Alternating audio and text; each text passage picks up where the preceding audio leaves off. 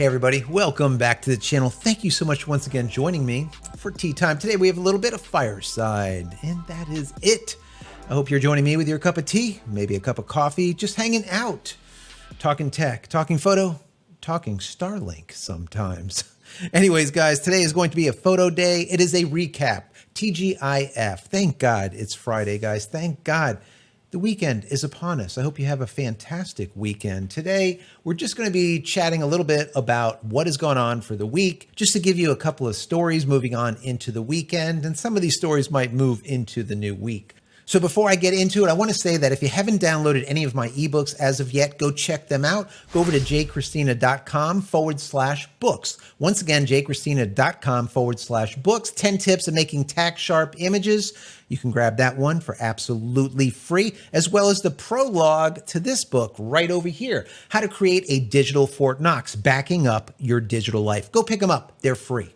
To start out, we have Photo Rumors. Went over to their site, took a look, see what was going on, and they had an article on there that talked about the Canon EOS R5C and how that it was being halted in Australia.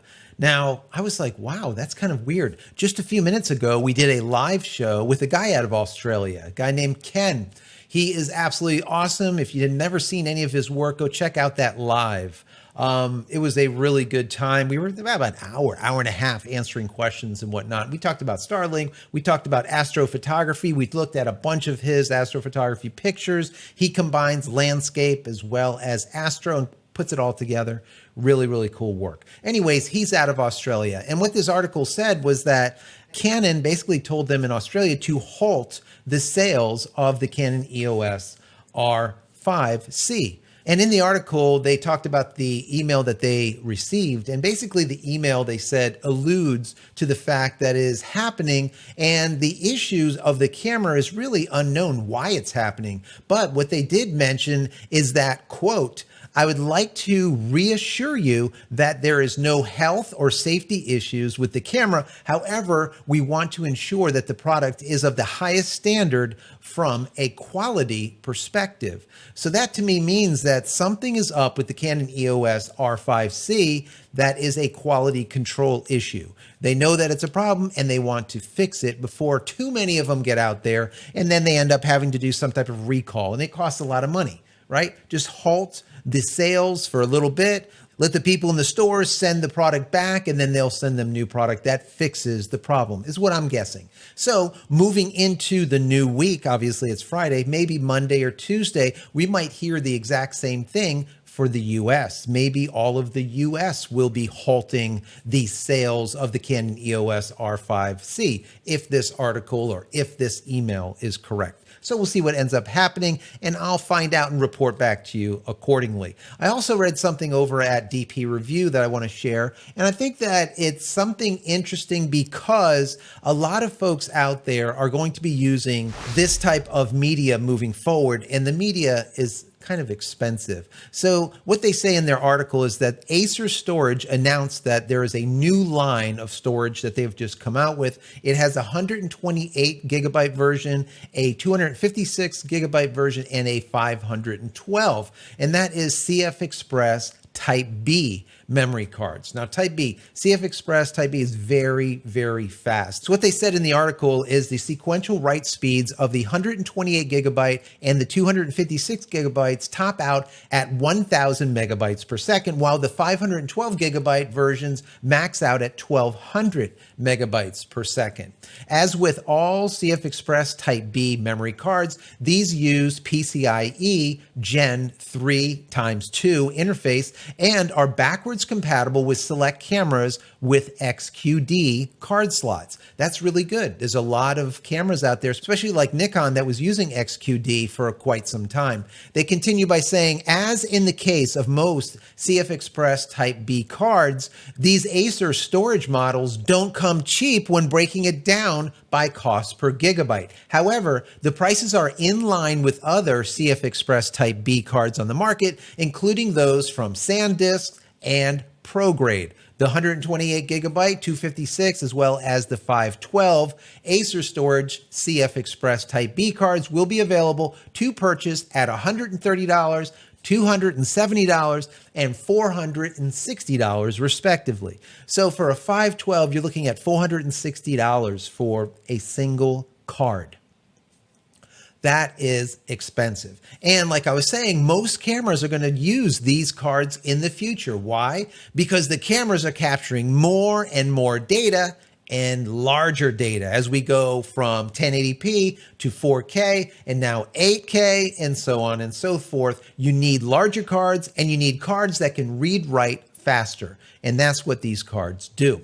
Now, moving into the next article, I was reading over at Nikon Rumors. They said Nikon is the most used camera in all of North Korea 2021, according to this article. And they were referring to an article. We can't see it because it's behind a paywall, but we were able to read a tweet that went out from this agency, from this state agency called KCNA. That is the news group, let's say, over there in North Korea. And what that tweet says is, North Koreans' favorite camera appears to be the 2014 Nikon D750, which was used to shoot 656 of the KCNA images last year, according to the XF data.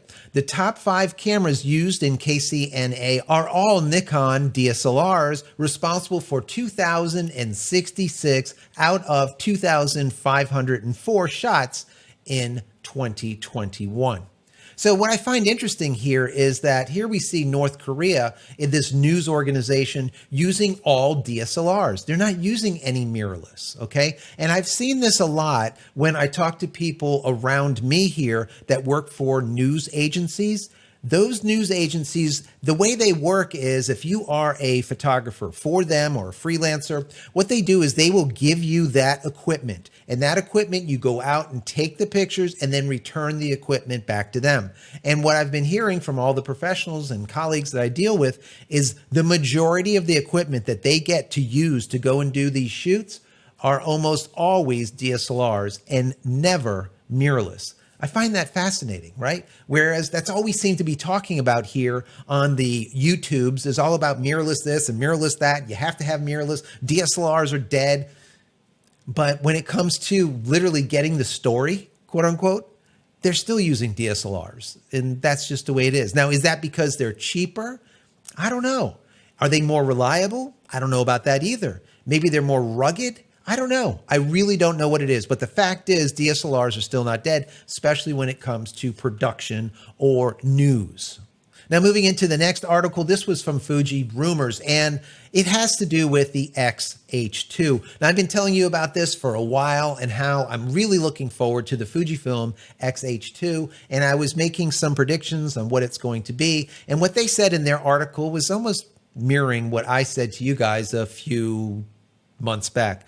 And what they said is, when we told you about the Fujifilm X-H2 coming with a 26 megapixel sensor, most of us speculated that it would be the current 26 megapixel X-Tran 4 sensor, but used in combination with a new processor. It would be basically better. It would perform better. And they continue by saying, and I get it, I also thought that this could be an option, especially considering that the Fujifilm did the exact same thing with the Fujifilm GFX 50S Mark II, used the old sensor but a new processor to improve the performance. And that is absolutely the case. They have done this many times in the past, whereas they take a sensor, they reuse the sensor, but then they hone the software down and they just simply give a little bit more horsepower to the processor, update the processor, and then squeeze the hell out of that sensor and just make it into a new platform, let's say. And they do it well. All right. And what they're saying here is, just like I speculated before, this new X-H2 will have a brand new sensor in it, but it will still be 26 megapixels, X-Tran sensor. But what we do know also is that they're going to be releasing another version of the X-H2 that will be even greater in megapixels. They're speculating about 40 megapixels. So you'll have a baseline of 26 megapixels and then another version of this X-Trans sensor that's going to be 40 megapixels. Both will be an H2. So I'm really interested in this because it feels very Sony-esque, right? Where they release a camera that has, let's say, very low megapixels, and then the same camera almost with very high megapixels, and like one is for photo and one is for video. One does really well in low light and the other one not so much. It's more for capturing a ton of megapixels. So maybe, just maybe, Fujifilm is doing the exact same thing here. I don't know. But I do think that it's kind of strange because Fujifilm does have their GFX line, the 50 as well as the 100 megapixel medium format. As I call it, a crop medium format, but it's still a medium format, a little bit smaller. But regardless, so why do they need to take this H2 and have two versions of it, a 26 megapixel and a 40 megapixel? What are they doing with it? 4K? 8K? What exactly are they doing with it? So I want to hear your thoughts on that. Anyways, once again, this is Friday. This is like your little Friday ending of the week. Wanted to give you a little bit of food for thought that we can talk about over the weekend. So if you enjoyed this video, as always, please thumbs up the video and subscribe to the channel if you're not already done so. And click this little bell icon over here so when I go live or when a new video comes out, you will be notified of it immediately. And finally, head over to my website, JCristina.com, where you can find all the photography tools I've invented for you and me over the years, and hopefully there's something there that you might like. And if there is, please pick it up and support me and my family. So that's it, guys. I'm out of here for yet another vlog and week. Stay safe, stay healthy. We'll see you in the next one next week. And as always, love you guys. Take care.